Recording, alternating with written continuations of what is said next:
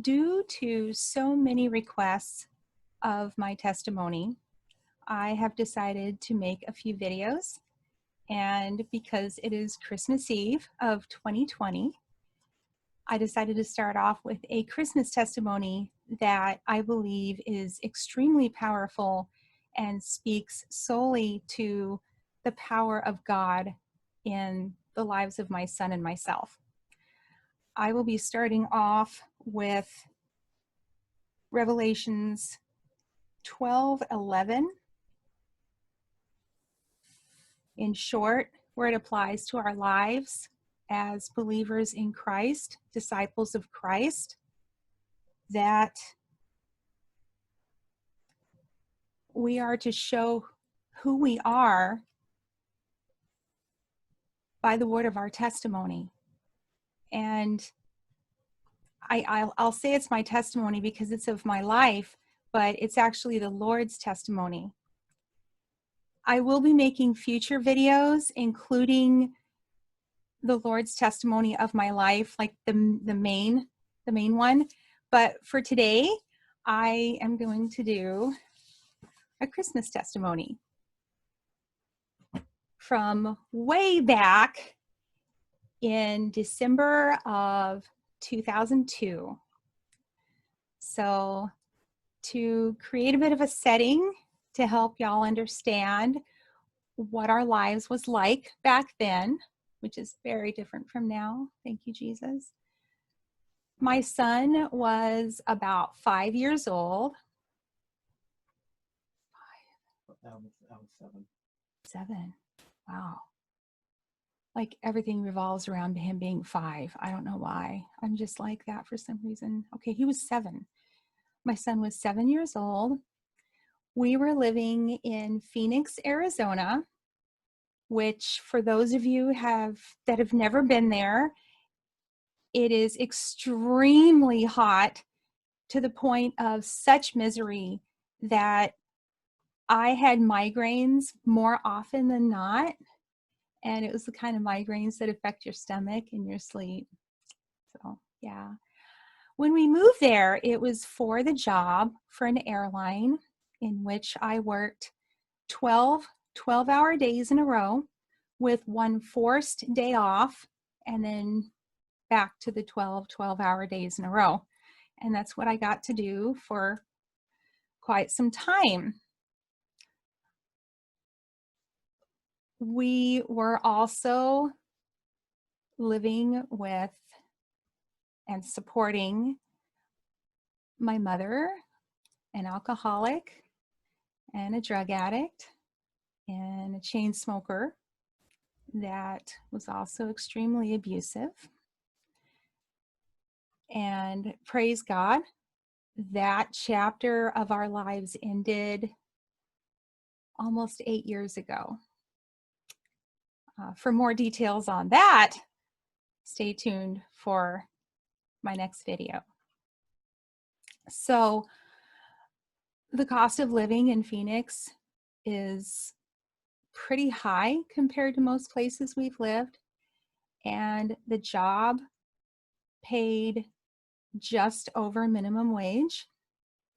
So I was barely able to cover the rent and the bills and the utilities, and supporting an addict is very expensive. So we didn't have a lot, like at all. The little house we were renting was in a very bad neighborhood of Phoenix. And for those of you that know that area, you'll know what I'm talking about when I say we were living on Monroe Avenue, which is a block over from Van Buren Avenue, in probably the worst neighborhood I've ever seen in my life when it comes to safety. It is very close to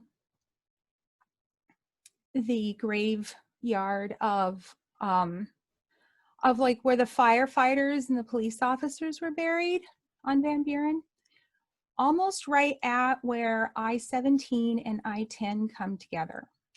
So lots of pavement, no trees, no shade.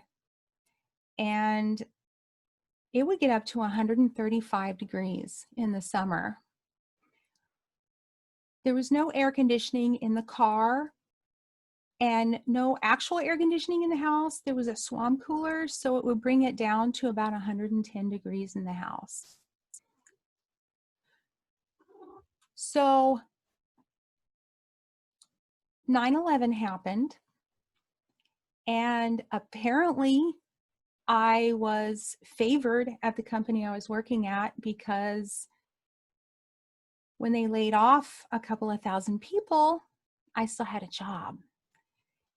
So I thought it was okay to spend the tax return that we got in April on the things we needed, catching up on the rent, catching up on the bills, things like that. And the day after I spent the last of that extra money, there was another wave of layoffs, and it included me. The main problem I had at that point was that all of the jobs I was qualified for at the time were taken, and I couldn't pay the rent on $5 an hour at McDonald's. I tried to find a job, and it didn't go well. So my mother decided to follow her dream and go back on the truck. And my son and I were alone in this neighborhood that, by the way, let's describe it just a little more for you. Okay.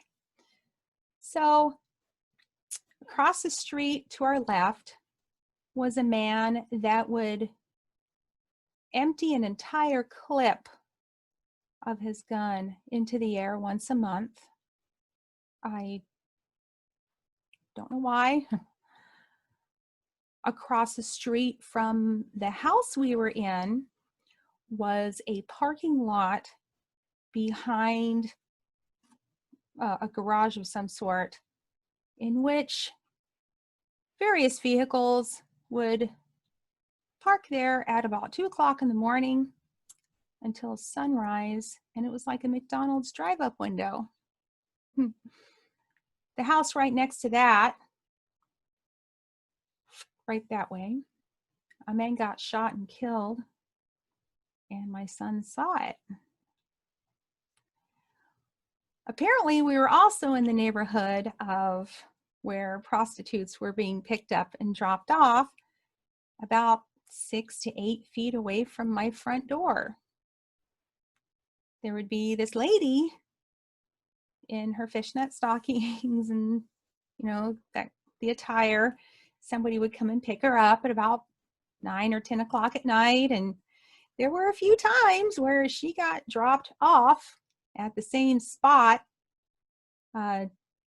disheveled with a lot of torn areas of her clothing.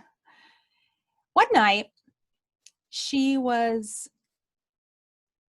running sort of down the street in front of our house. Again, her clothes were torn up. She was crying, and we watched out the window in horror as I'm guessing it was her pimp was following behind her in a station wagon, throwing things at her, cussing at her, various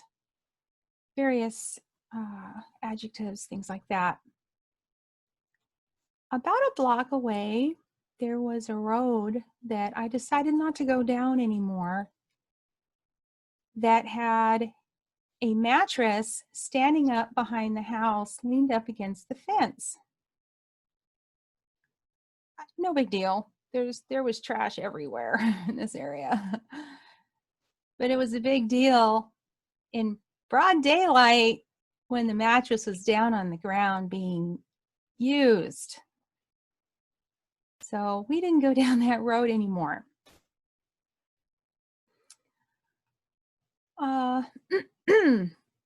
I would say probably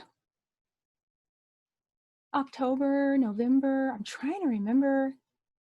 It was either late summer or early fall. I don't know. It was still scorching hot. And a car full of Hispanic people ran a stop sign and sideswiped us. And I had a little cheap straight talk or cricket cell phone, called the police, and it was like 110 degrees. We sat there for about an hour and gave up and limped home. The car died soon after that, permanently, but I kept trying to drive it until then. It died in the middle of traffic one day, and not only did no one stop to help me push it off of the extremely busy street, while I was pushing this car myself, a lot of people were driving by laughing and pointing. Yeah, it was not a good time in our lives. By November, the unemployment had run out, and we had gotten used to walking in the heat. If we wanted to go anywhere, we had to walk because the car died. We would ride the bus. We would sing VeggieTales on the bus. It's a double-edged sword when it comes to this piece of my history, because yeah, it was a really dark time, but it was a little pocket of time that I got to spend with my son. And otherwise, most of his growing up years, I was usually at work before he got up and home after he went to bed. But praise God, we've been given back a whole lot of that time in the last 8 years. But again, that's the other testimony. So we did get assistance through the state. Thank you, Jesus. Otherwise, we wouldn't have been eating. And I was able to keep as caught up as possible on the bills by obviously being very careful with the utilities. But I started having yard sales every weekend and sold off everything I owned that would sell,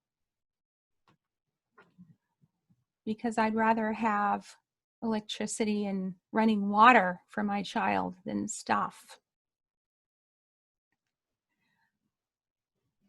There was a little grocery store about a mile away. We tried walking down Van Buren, but yeah, there were like drug deals and stuff going on right there, right in the middle of the street. And I just go, so yeah, I figured maybe one of the other streets would be a little safer. Yeah, so we would take the little red wagon, walk a mile down to the little Mexican grocery store. There was a Dollar Tree there. We could go and look around. And there was a dog that had been probably hit by a vehicle. Nobody cleaned him up. And each week that we walked down to that little store, his little body got flatter and flatter. Meanwhile, there were people, I'm guessing unemployed, there were different people sitting on their porches, watching us go by. And I think that third or fourth week, we're looking at that poor little dog on our way by. My son's being exposed to this at that tender age. And I remember thinking, God might not be taking us out of the situation right now, but we're not alone. Jesus will never leave us nor forsake us. And if you want a lesson in building your faith in God, walk down a street like that, living in a neighborhood like that, where people are buying and selling drugs, buying and selling other people, and doing these things to each other and themselves.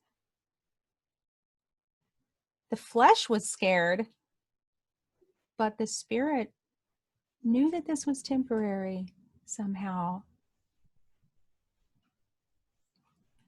And I just remember thinking that, looking at that poor little dog. Nobody loved him, but at least we weren't flattened in the middle of the street. The Lord had somehow provided, through the state, of course, where at least we could go down and get some food. Speaking of food, 5 or 6 months before this, someone told me about like a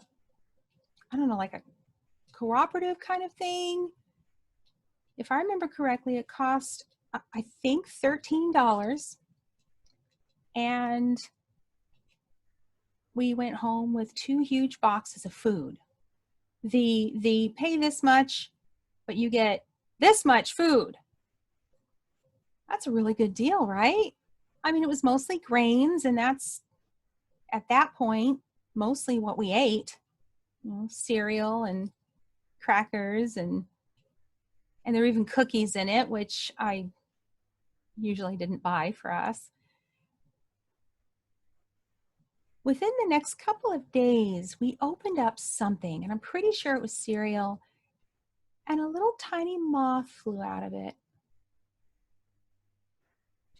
I know now that they are called Indian moths, or cupboard moths. I had no idea, because the only moth I'd ever heard of or seen eat your clothes, not food. These eat your grain.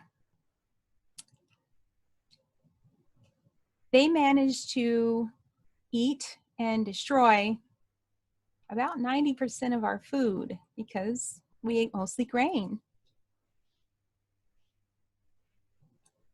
Seeing to it that we had nothing was safe that was grain, by the way. So food was scarce for a very, very long time. I did what I could to kill them. And so that left us with very little. I don't know if we ate meat. I think 90% of our diet was beans. I mean, really, I could buy a whole bag of beans. That's a whole crock pot full of beans for 30 cents. And then I could get a bag of rice for another 30 cents, and that's a full protein. So that's pretty much what we ate. We sure didn't have beef. Yeah. So there's very little food. And it was so dark.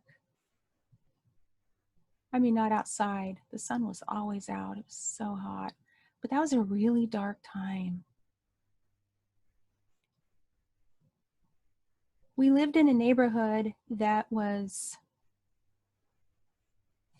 okay, I shouldn't say predominantly Hispanic. I'm pretty sure that we were the only non-Hispanic people in the neighborhood.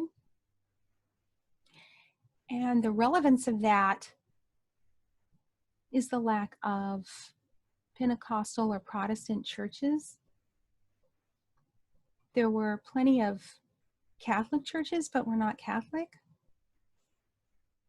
So we did not have a church to go to. We had no family, no friends, just my son and myself being taken care of by God. And there was plenty of praying going on, but there was also plenty of crying, and why is this happening, and how do I fix this, and what do I do?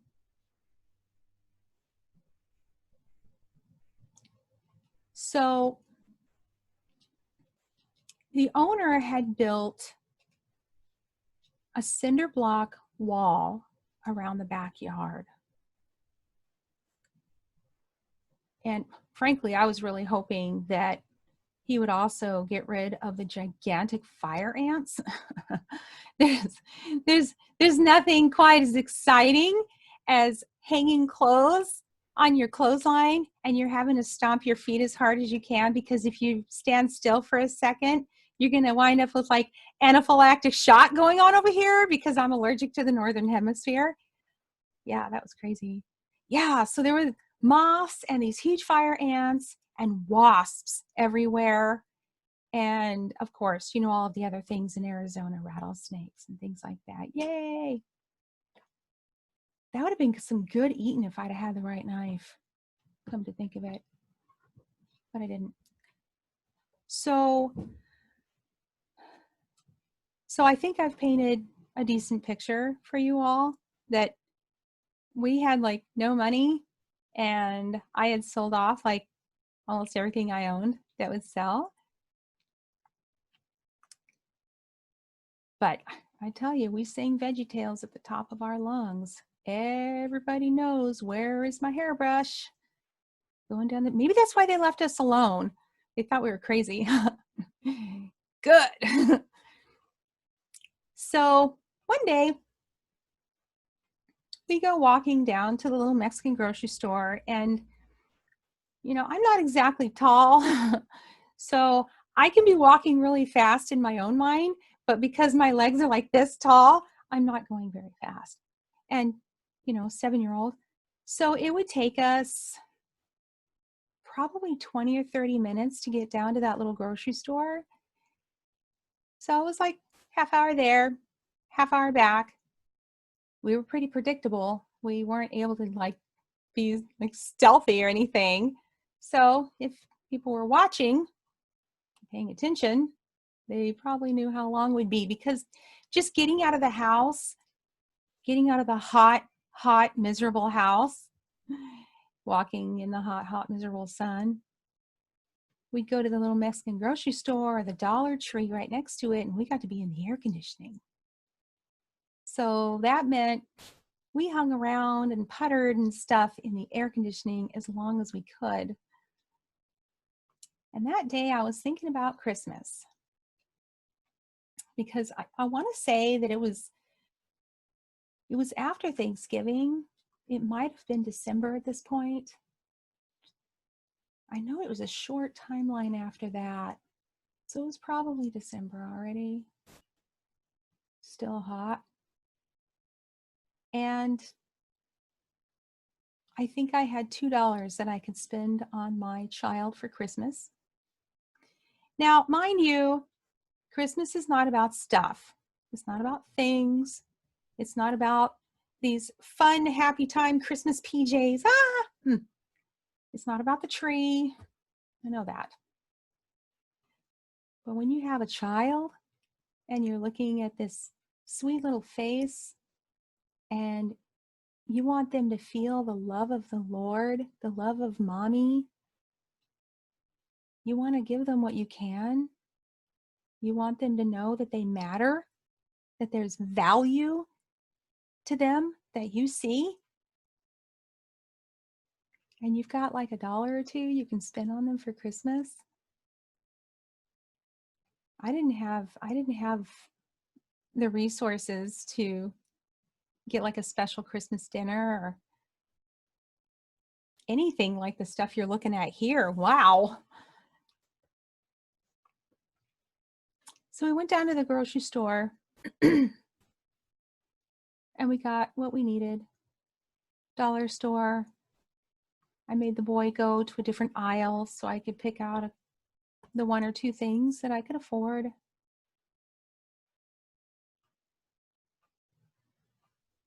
And mind you, I don't have addictions. I don't smoke. I'm allergic to it. I don't drink. I don't do drugs. And I still only had $1 or $2 for the boy. So we had been gone from the house probably like 2.5 hours. maybe more. Came home, past that dead dog again, past the houses with screaming kids again, people fighting, yelling, arguing, people sitting on their porches, like leering at us while they're smoking the beer, wondering if this is ever going to get better, wondering, is this ever going to end? I don't know. We get home, and I'm doing the mom thing. We get home, we get in the door, we put stuff away, we're doing this, we're doing that. And, I'm on a roll. So it's like, let's do this and this and this. I'm going to take out the trash. So this, yeah, I think the person that owned the property we were renting didn't know what concrete nails were, because he put a big, giant, old, dilapidated wood gate on to this block wall. And so instead of the gate sitting like that, it sat like this, it sat like this, it sat like this, it sat like this, all over the place because it was falling and the nails were coming out. So every time I used it, I would have to come back in and close it and push the nails in and prop things and make it look like a gate. So I got my bag of trash, running through the fire ants, because and the gate looks all messed up. It's like I didn't leave it like that. That doesn't make me happy. So the gate's messed up. I go out there, and it's not like a big metal dumpster. It's like the big giant round dumpster with the big flat lid. And when you lift up the lid, you can see there's like 2 or 3 inches where you can see, like where it's hinged. And I lifted it up to throw the bag in. And I saw, leaning on the wall behind it, a tent and 2 camping chairs that I had purchased a few years prior, in hopes that maybe we could go camping where it's less than 1,000 degrees once in a while. Yeah, that didn't happen. But I'm looking at my stuff. At least I'm pretty sure I'm looking at my stuff, because the last time I had seen it, it had been put underneath a ceramics pouring table. This pouring table was like 8 feet long, 3 feet tall, and had probably 200 or 300 pounds of slip in it. Slip is that clay with sodium silicate and water that your ceramic dishes are made of. You're welcome for the lesson. But those items had been put underneath this table all the way to the back, with molds and all kinds of junk in front of it, in a carport where my mother had put tarps all the way around the sides. So obviously there was no locking this stuff away. I can't remember why it had been put in there. I just knew that it was not selling in my yard sales, so I just kept putting it back. And I threw in the bag of trash, walked around to make sure, because it's like, is it? My initials were in it. And I'm like, aha. So I'm guessing that somebody had been watching my son and I and knew if we had that ragging out, we were going to be gone for at least an hour, bare minimum, probably 2. So they'd have plenty of time to go digging around in the carport to see what they could find. And I'm guessing they had leaned it up against the wall behind the trash can so they could come back with a car or truck or something, or later that day, or I don't know. All I know is that was mine, and I brought it back, and I brought it back all the way into the house, sanitized it, and of course I'm seething at this point. Seriously, seething. It's like, really? Really? Really? So what else am I gonna, I knew better than to call the police. It hadn't actually been stolen. Even if it had, nothing was gonna happen. So I thought, they're gonna come back for that later. Let's let them find a letter instead. So I sat down, I wrote out 2 copies, one on the front of the carport and one on the pole, on the electrical pole, right next to where that stuff was stashed. And it was addressed to whoever it is that is attempting to rob me. And I described in somewhat explicit detail our situation, including the fact that I had no job, no car, no friends, no family, no church family, no church, that we barely had enough food to eat at all.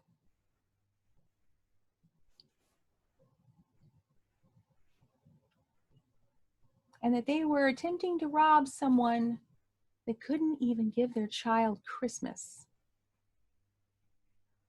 We had no Christmas tree, no decorations, nothing. All of my stuff was in a storage closet in Albuquerque.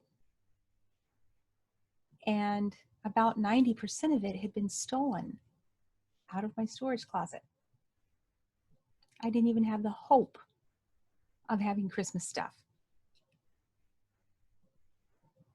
including a few ornaments that I had purchased, dollar store, whatever, but still, baby's first Christmas.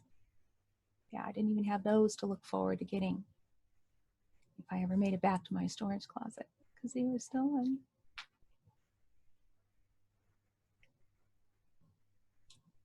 So I don't know if I've painted a vivid picture for you all, but it was bleak. There was nightly crying that I tried to hide from my son, and a lot of signs that life was not going well. Not at all.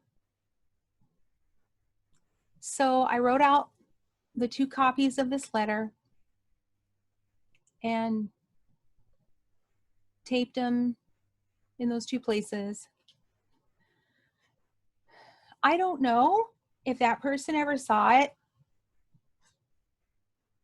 but apparently God wanted someone else to see it. I don't remember how many days it was later. It might have been a week. I don't know. I opened up the door for whatever reason, and there was a note tucked in there. And it said, please give us a call. I can see to it that your son can get a Christmas gift. And apparently the electric meter reader saw it and left a note. And maybe some of you are thinking, gosh, did she have too much pride to call? No, guaranteed. Any pride that I was born with was beaten out of me by the time I was like 6 or 7 years old. So no pride. I called and I talked to the man's wife, and I told her, I said, I had no intentions of anyone seeing this except for the person that was trying to rob me. I told her what had happened. And she said, well, I think my husband was supposed to see it. Will you guys be home on Christmas Day? Yeah, we'll be home on Christmas Day. thank you so much for getting my son a present. He's 7 and, this and this, and he likes this and that and whatever. And she was like, all right, I'll make a note. That's all it was said. So Christmas Day came, and I was like, I wonder what they're going to get the boy. I was so excited for him. I was like, Vincent, I think God's seeing to it that you get to have a real present. And, he was 7. He was excited, but he was like, I don't really need more. I'm happy to be here with you. And it's like, well, that's not how God works. So a truck pulled up, like a big full-size dually. It's a nice truck. Truck pulled up, and it was piled. I mean, like not just like the bed of the truck, but it was like a mountain of like all kinds of stuff. And I was like, wow, I wonder how many stops they're making today. This is so neat. And I'm thinking, Lord, I pray that I get to be on the other side of this someday. I want to be dropping stuff off to a whole bunch of families someday. And then another truck pulled up. Same thing, big honkin' dually, full, big mountain of stuff. So there are 2 trucks out in front of our house, piled. I'm like, wow, is this a church? Is this Salvation Army? What is this? See, I didn't know about those kind of resources. Otherwise, I'd have made a bunch of phone calls. And his wife comes, well, they didn't ring the doorbell or knock or anything because we were already outside. We were like, hi. This way you don't have to walk all the way up to the door, whatever it is you've picked out for the kid. And she said, would you be all right just standing here and holding the door open? I'm like, okay. I thought, oh, they want to bring it into him or something. And I was like, Vincent, go inside, sit on the couch. I can't remember what I told him because I think they're going to bring you a present. Yeah. So I was talking with her, which clearly I was distracted talking with her. And I'm like, I can't possibly show enough gratitude because I just, wow, thank you so much. I had no intention of anyone seeing this except for whoever it is that was trying to steal my stuff. Yeah. Well, then I turned around and she was like, oh, look out, they've got a big thing to carry in. And I'm like, what? Yeah, the big thing was a tree. Yeah. So there were like 5 or 6 people. First, they bring in a Christmas tree and then a bunch of decorations and lights and something for the top of it. All the stuff you need for a Christmas tree. And they bring it all in. I don't remember if they set it up or not. I think they just brought it all in. And they kept going. So not only did they bring in the tree and everything, they started bringing in presents. Presents with the biggest plural ever. I have never seen a mountain that big in real life of actual presents ever. So they emptied the first truck into the house. Emptied it. Every item. Then they started unloading the second truck. And of course, by now I'm crying. Of course I'm crying. Are you kidding? I'm crying. She's crying. We're hugging on each other. I'm like, what in the world is going on here? This is insane. And she's like, well, it's happening. So just stand back. You can cry some more later. But, I'm like, okay. Then they started bringing in the food. They filled every cabinet, all the shelves. They filled all the shelves in the back room and they ran out of room. So they wound up also filling the top of the closet in my room with tons of food. And it wasn't just like generic sad food. And unless you've lived in poverty like we have all our lives, you don't know the difference. You're like, well, food is food, Layla. No, there is such a thing as sad food, like the most generic of the cans, and it's not full of green beans. It's half full of green beans and mostly stems, and it's sad food. They didn't bring stuff like that. Then her husband brings in a turkey, and I'm like, we get to have a Christmas turkey? Are you kidding? She's like, oh no, save this one for New Year's. We're just going to stick that in the freezer if there's room. And I'm like, but we like turkey. She's like, no, this is what you should eat today. She also had cooked beautifully, might I add, and completely boned an entire turkey, dark meat here, white meat here, in one of those big disposable aluminum things, huge, and gravy and stuffing. She's like, this way you can just throw it in the oven and you and your son can have Christmas dinner. And I'm, yeah, bawling everywhere. It's a good thing I wasn't wearing makeup because it'd be all over the ground. Bawling all over the place. They filled the freezer. They filled the refrigerator. They filled everything. They unloaded both of these trucks into this crappy little house. So I'm sharing this with you because this is not the only time something like this has happened in our lives. There have been many times where everything looked hopeless and bleak and sad and depressing and horrible and crying, and I could go on for a while, but I will spare you. And God will just come in and just boom, out of nowhere.